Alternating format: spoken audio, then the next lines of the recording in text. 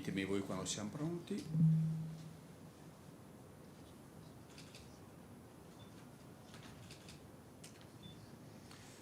Bene, un buongiorno a tutti, è con grande piacere che vi accogliamo qui a Palazzo Ferrofini, sede del Consiglio regionale, dove vengono fatte molte delle leggi che poi hanno ricaduta su 5 milioni di persone.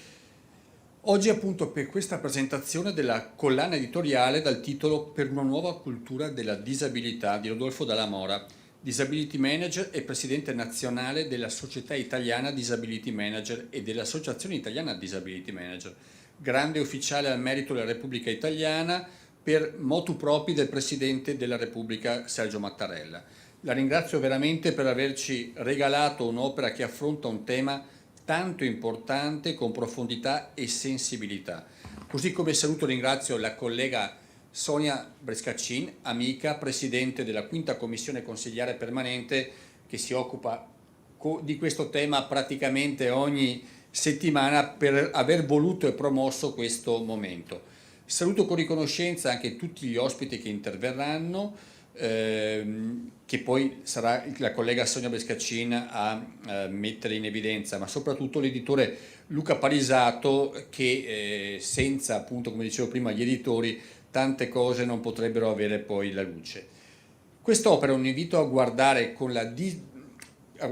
la disabilità con occhi nuovi e a superare visioni limitanti e stereotipi, a costruire un pensiero che non riduca la persona al suo limite, ma che la riconosca nella sua interezza. Parlare di una nuova cultura della disabilità significa comprendere che non si tratta di un problema di pochi, ma di una sfida che riguarda la società nel suo insieme. La presentazione qui, nella sede del Consiglio regionale del Veneto, non è casuale, è un messaggio forte. L'inclusione è una responsabilità delle istituzioni e deve diventare parte integrante delle politiche pubbliche. Non possiamo ridurre la disabilità a un tema di assistenza. Essa è anzitutto una questione di diritti, di cittadinanza, di partecipazione piena alla vita della comunità. Una società davvero matura non si misura dalla forza dei suoi privilegiati, ma dalla capacità di includere e valorizzare chi rischia di restare indietro. La nostra regione ha già avviato molti percorsi di inclusione, dal sostegno scolastico ai progetti per il lavoro, dalla promozione di spazi pubblici accessibili alle reti di volontariato e solidarietà. Tuttavia sappiamo che non basta, serve un cambiamento culturale profondo che tocchi tutti i livelli, dalle famiglie ai luoghi di lavoro, dalle istituzioni alle comunità locali. E questo è l'orizzonte che ci indica Rodolfo Dalla Mora.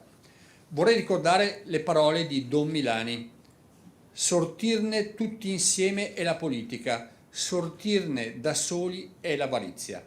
Ecco, una nuova cultura della disabilità significa proprio questo: rifiutare l'isolamento, costruire invece cammini comuni capaci di trasformare la fragilità in occasioni di solidarietà, di crescita e di coesione. Concludo ancora ringraziando l'autore per la ricchezza di stimoli e ancora una volta ed instancabilmente ci consegna con quest'opera, e ringrazio anche tutti coloro che ogni giorno con il loro impegno silenzioso e concreto rendono più inclusiva la nostra società. Dal confronto di oggi sono certo nasceranno nuove idee, nuove energie per proseguire insieme su questa strada, ma soprattutto l'incontro di oggi serve a fare cultura, serve a spiegare appunto che queste cose possiamo effettivamente assieme costruirle, renderle forti e superare appunto stereotipi che sono assolutamente lontani ormai anche da un Veneto del terzo millennio. Grazie e buon lavoro a tutti e cedo la conduzione all'amica e collega Sonia Brescaccin.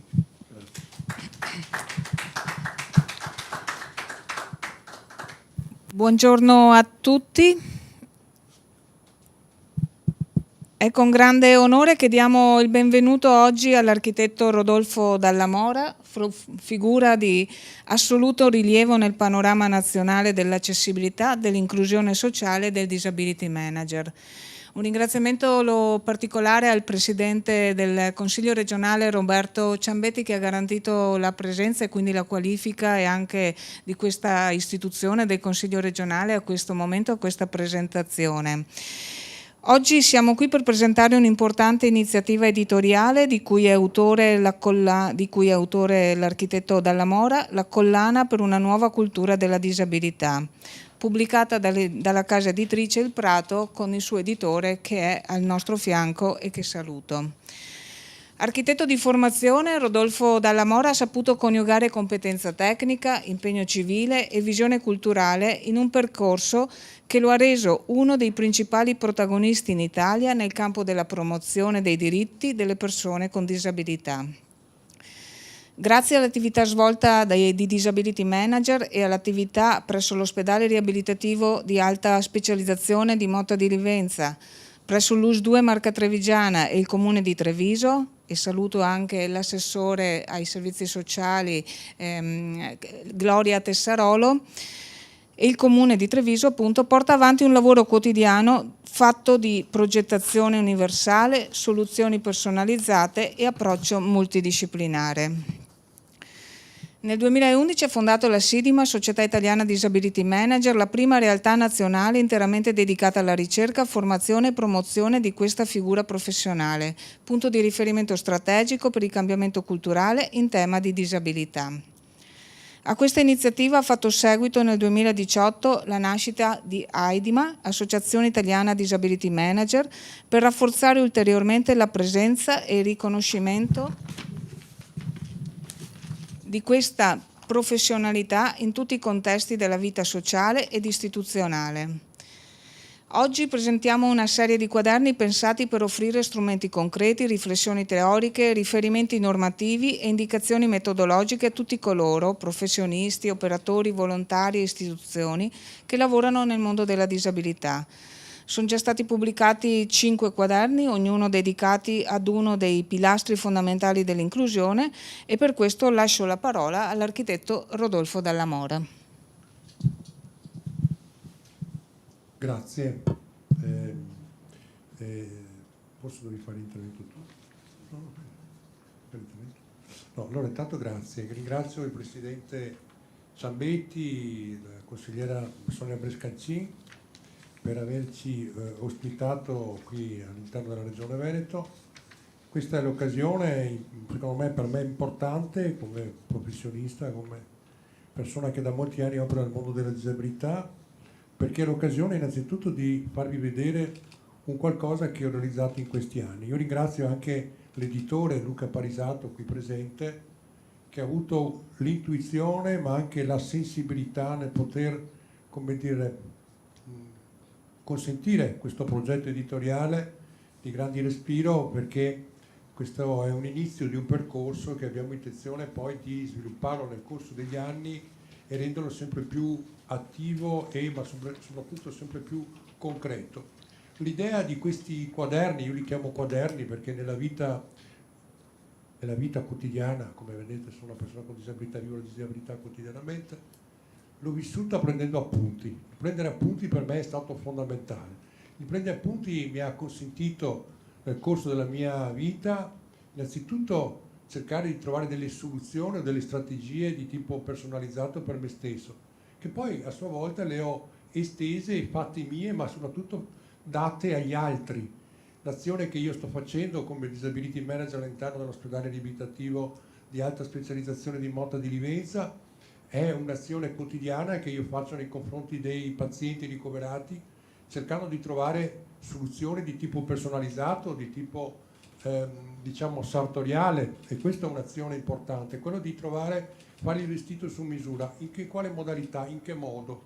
Trovando soluzioni strategiche dal punto di vista organizzativo, sotto il profilo dell'accessibilità, ma soprattutto anche a livello di tecnologie assistive e di ausili. Quindi uno dei temi fondamentali che ho citato e che ho portato avanti con questa collana è stata quella appunto del tema dell'autonomia nei confronti della persona. Perché l'essere autonomi, nessuno di noi è autonomo, tutti noi dipendiamo da qualcuno, dipendiamo dagli altri. Se voi pensate che fin da bambini cresciamo, cioè nasciamo, non camminiamo e non parliamo, e nel corso della nostra esistenza, tra virgolette, che è una piramide che parte dal basso per arrivare in alto, che è l'apice della nostra condizione sociale, ma soprattutto anche fisica. Poi c'è la fase discendente, che è quella che si diventa anziani, che comunque nel bene e nel male abbiamo sempre bisogno di qualcosa, di un supporto di carattere tecnologico o di carattere organizzativo che ci permette per vivere in una questione di autonomia, in una condizione di autonomia. Ecco, questi, diciamo, appunti li ho trascritti in questi quaderni in forma molto, diciamo, discorsiva. Cioè, questi quaderni vogliono essere degli strumenti operativi nei confronti degli operatori stessi, dei volontari, ma soprattutto nei confronti di quelle persone che si stanno avvicinando al mondo della fragilità in generale, non della disabilità, perché noi tutti abbiamo delle fragilità che nel corso della nostra esistenza possono nascere, morire. Pensate nell'ambito della fragilità della donna incinta, che per 9 mesi è una persona fragile che ha delle fragilità, e quindi in questi 9 mesi deve avere delle condizioni favorevoli per svolgere la sua azione, tra virgolette, di madre e di futura madre. Quindi diventa importante e fondamentale anche questo, pensare che il mondo è fatto buona parte da fragili, e quindi diciamo che è un partito di maggioranza non relativa, ma credo assoluta a questo punto in termini politici, la fragilità. Quindi dal punto di vista anche dell'intercettazione, diciamo che della politica, per questo la politica deve avere delle azioni importanti nei confronti della fragilità, perché è anche consenso, lo dico in maniera molto anche cinica alle volte, però è la realtà pura. Partendo dall'inizio, aspetta un attimo. Un attimo.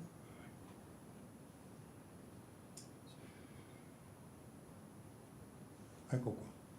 Ecco, il primo quaderno che, tra virgolette, è uscito ancora nel 2022, è il primo quaderno dal titolo Disabilità, la storia, il linguaggio, la condizione e la Convenzione ONU.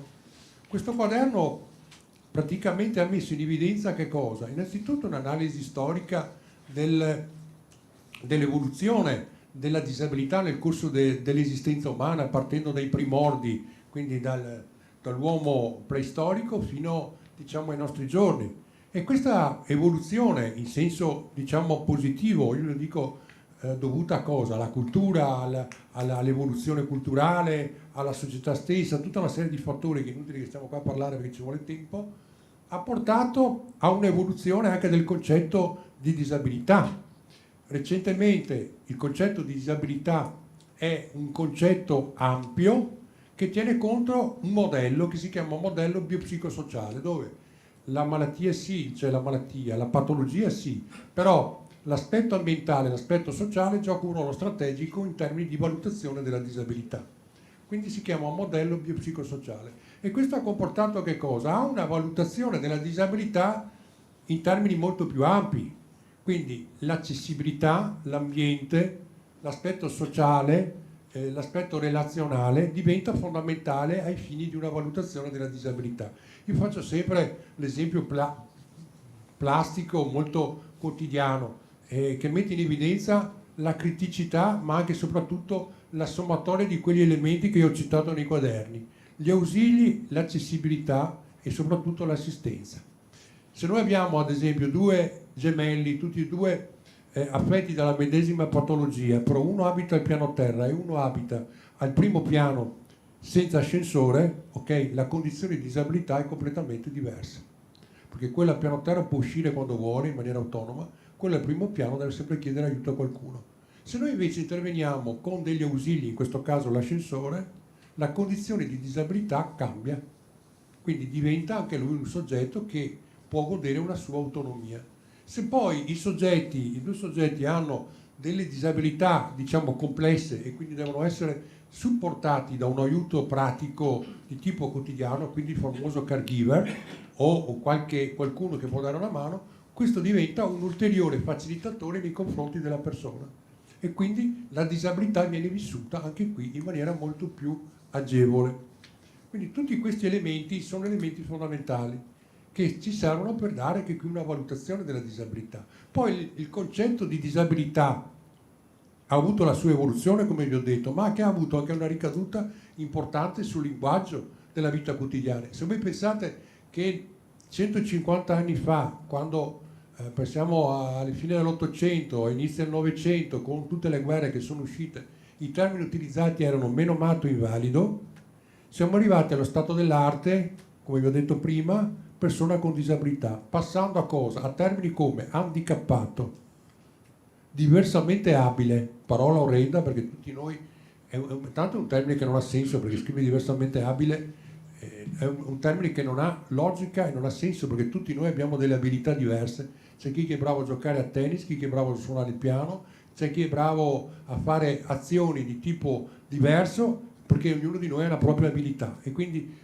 c'è stata quindi anche una ricaduta sul linguaggio e sulla comunicazione importante, e quindi anche in termini anche di estensione della norma e della norma in generale sotto il profilo giuridico. Recentemente con le ultime azioni che la ministra della disabilità Locatelli ha fatto in termini proprio anche di giuridici e di norma, ha eliminato, cambiato il termine che veniva utilizzato nella legge 104.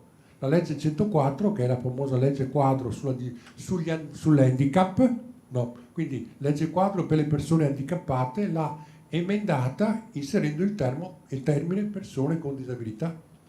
Cioè l'evoluzione del linguaggio ha avuto anche una ricaduta sul termine lessicale in termini giuridici, e questo non è una cosa da poco.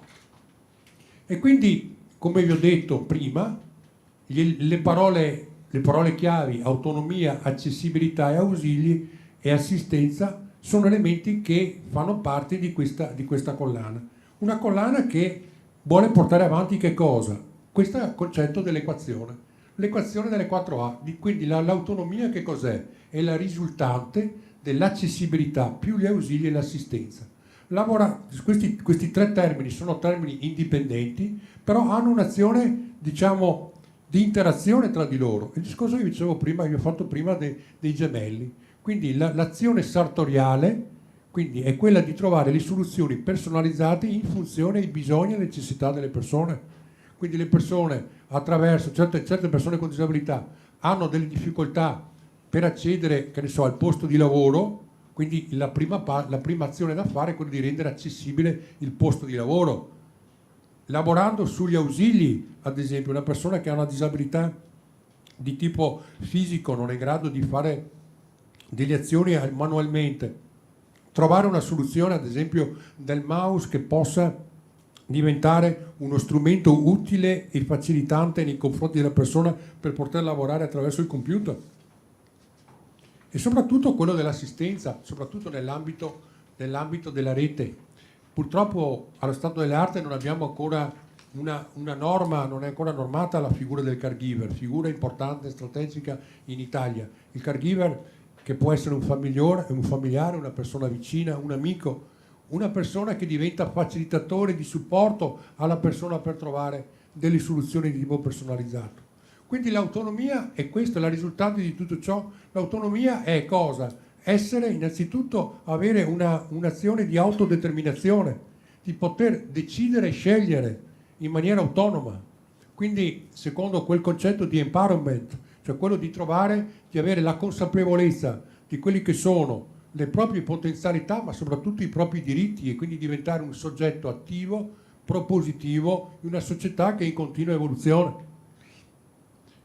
Ecco, colgo l'occasione e quindi che abbiamo anche qui presente la consigliera Brescancin e anche l'editore. Voglio dirvi il motivo anche perché mi sono avvicinato, scusate sempre una parentesi, perché mi è venuto in mente adesso e non voglio dimenticarmelo di dirlo, all'editore.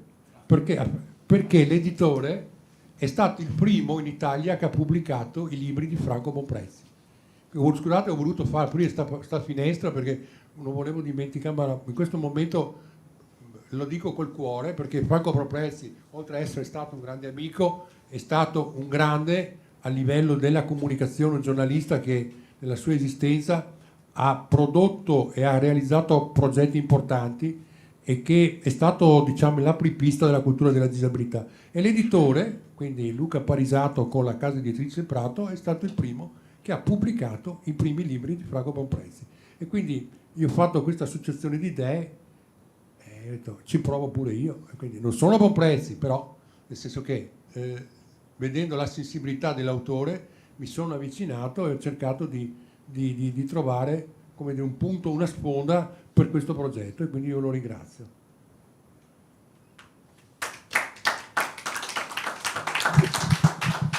Grazie Rodolfo, grazie di cuore. È stato chiamato in causa una persona che è un elemento importante di tutto questo percorso culturale che Rodolfo Dalla Mora sta portando avanti da diversi anni e oggi con questi quaderni.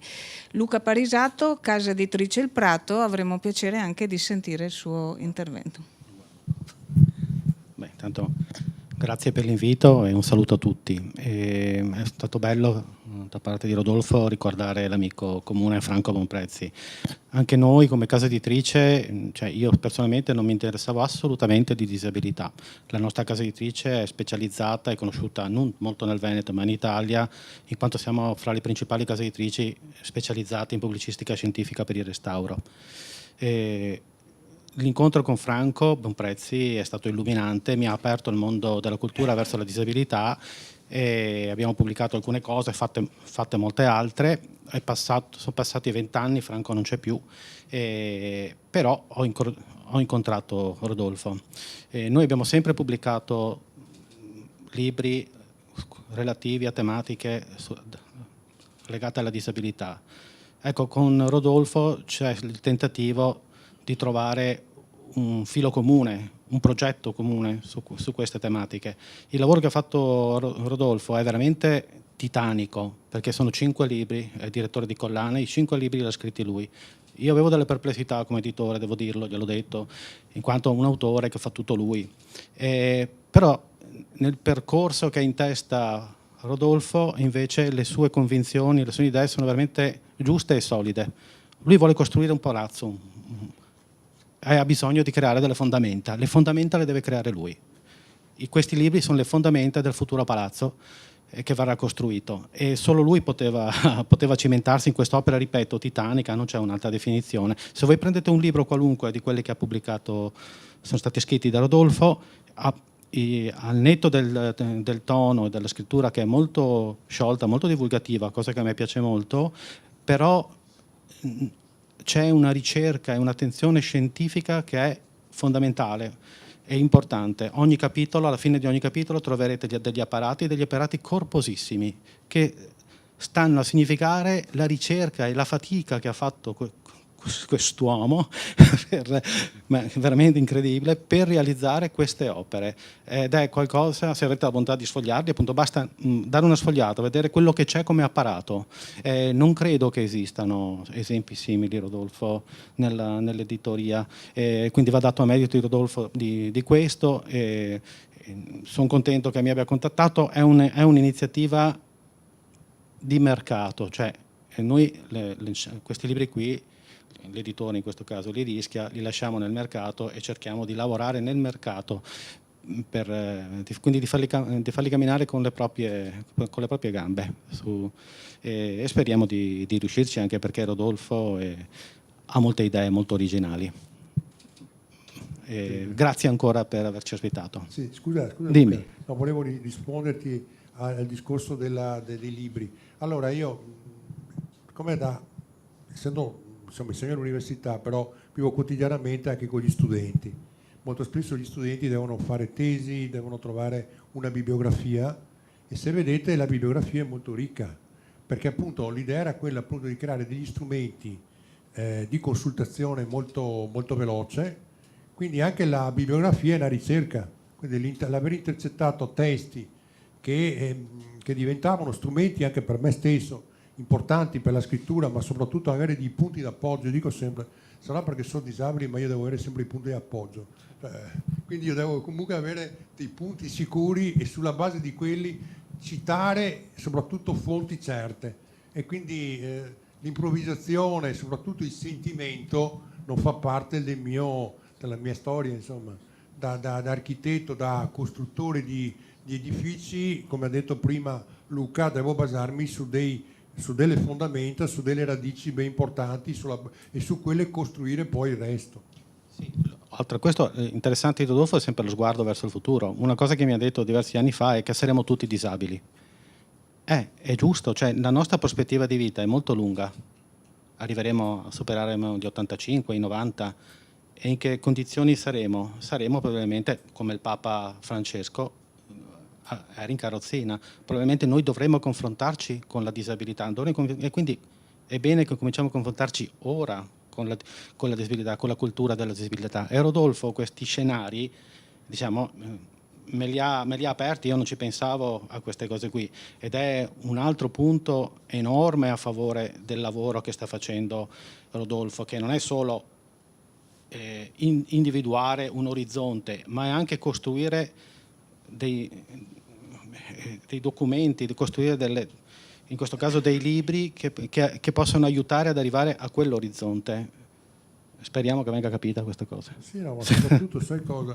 Quello è appunto di usare due termini che uso spesso: l'ironia, perché anche l'ironia è fondamentale. Io trovo l'ironia uno strumento straordinario per spiegare i concetti, ma anche e soprattutto usare quella metodologia di far, tra virgolette, capire a chi non vuole capire o chi non si rende conto che l'ironia diventa fondamentale per capire. Io dico sempre, mi sono anticipato il futuro io con la mia condizione, quindi, e poi dico sempre che alla fine casco sempre in piedi. C'è un'altra battuta tremenda, è che gli incompetenti sono in piedi ma anche seduti, questa è un'altra ancora. Quindi che voi capite che quando si usa certi termini però per spiegare dei concetti fondamentali, perché anche qui la competenza diventa strategica e fondamentale, perché sennò viviamo tutto in un mondo di carattere esperienziale, ognuno mette la sua esperienza. L'esperienza è importante, però si deve basare su radici e su modalità scientifiche e su modalità che hanno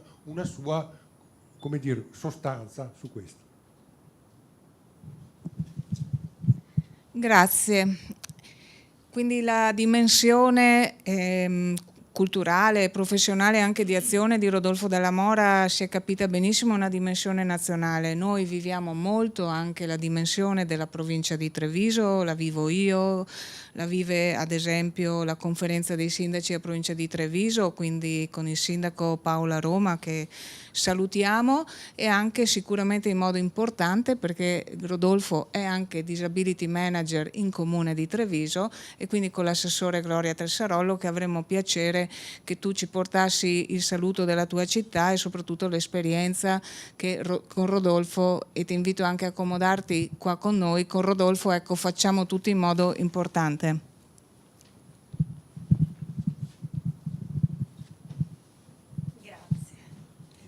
Grazie a tutti, intanto grazie alla Regione del Veneto, al Presidente Ciambetti, in modo particolare alla consigliera Sonia Brescacin, con cui devo dire lavoriamo molto in territorio. La ringrazio perché è molto presente e molto attenta, e grazie a Rodolfo. Io devo dire, da 7 anni come amministrazione comunale noi abbiamo fatto una scelta importante. Vedo qui l'ex consigliere Zanon che ha fatto un pezzo di percorso con me, con Rodolfo, una scelta importante perché abbiamo deciso, con la presenza del disability manager, quindi una presenza formale all'interno dell'organico come consulente di tutti i settori, della giunta, dei consiglieri, di portare un'attenzione evidente da parte nostra e quindi anche della cittadinanza al tema, ma poi anche di cambiare un po' la visione e l'approccio.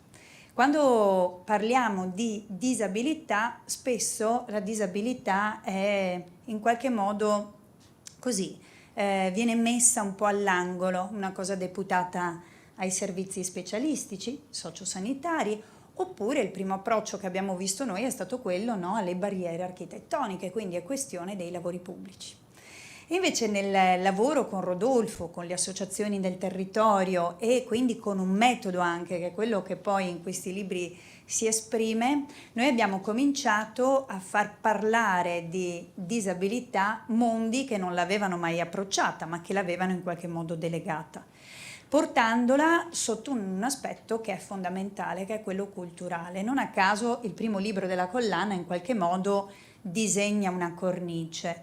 E poi, ecco, io mi vedo un po' come in una fase pionieristica nel lavoro con Rodolfo. Stiamo andando verso Oz, in questo magnifico mondo diverso dove ci sono alcuni elementi della nostra realtà e altri dobbiamo crearli, cominciamo a mettere i mattoncini gialli di questa strada. Dobbiamo imparare a fidarci ma anche a metterci in discussione, cosa che noi come istituzioni facciamo un po' fatica a fare, no? Spesso, ma anche vedo le tante associazioni di volontariato, cioè dobbiamo fare un passo indietro.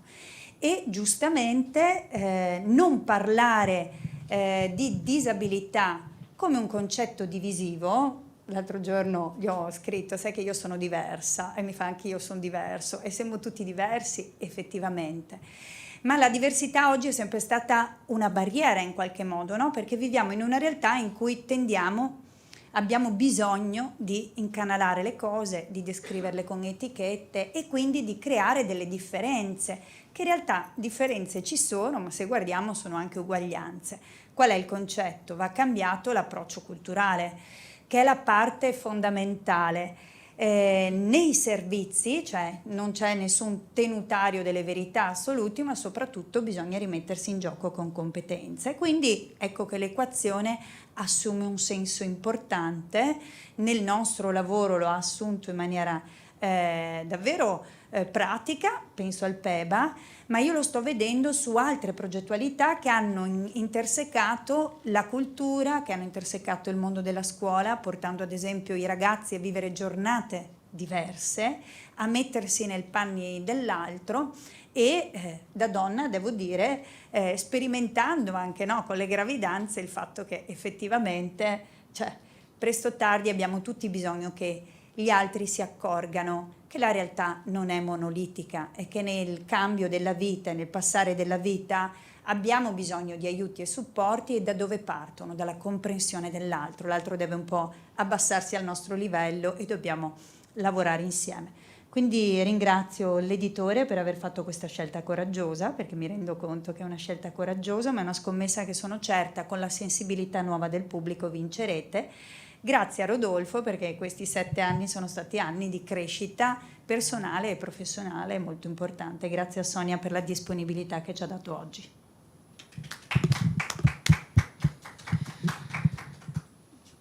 Grazie di cuore a Gloria Tessarollo e grazie a tutti voi per la presenza.